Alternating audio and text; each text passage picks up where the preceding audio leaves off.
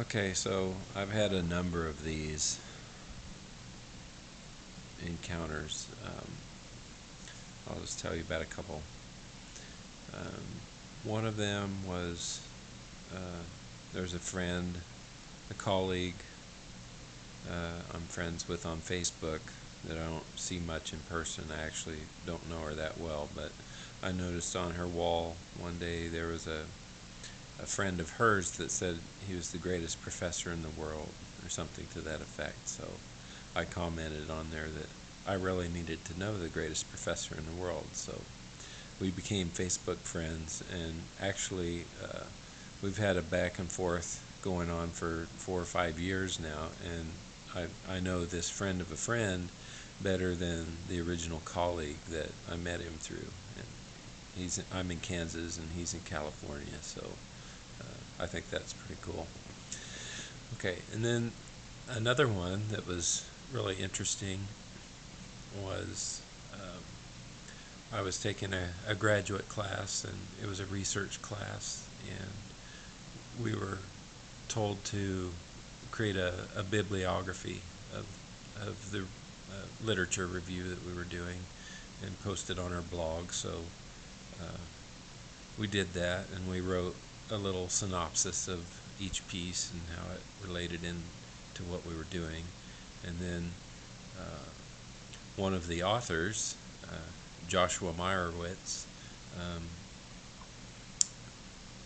what was his book?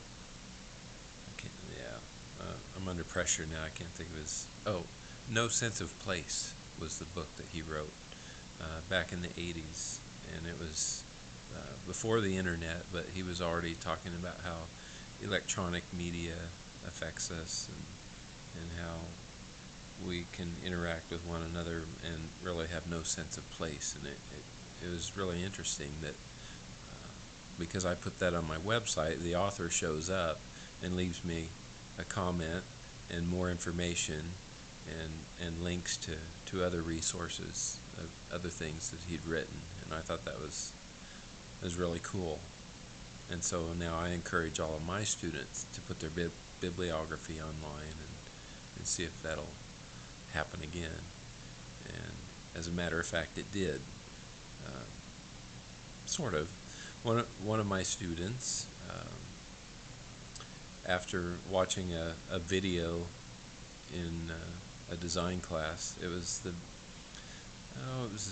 a documentary video about a truck driver who found a Jackson Pollock painting, and the the video is called "Who the Blank is Jackson Pollock," and it's really fun and interesting to watch. This lady truck driver finds a painting at a garage sale and gives it to a friend, and long story short, somebody thinks, hey, that looks like a Pollock, and they get it checked out, and um, it's unsigned, and they go through all of this process to figure out if it's a Jackson Pollock or not.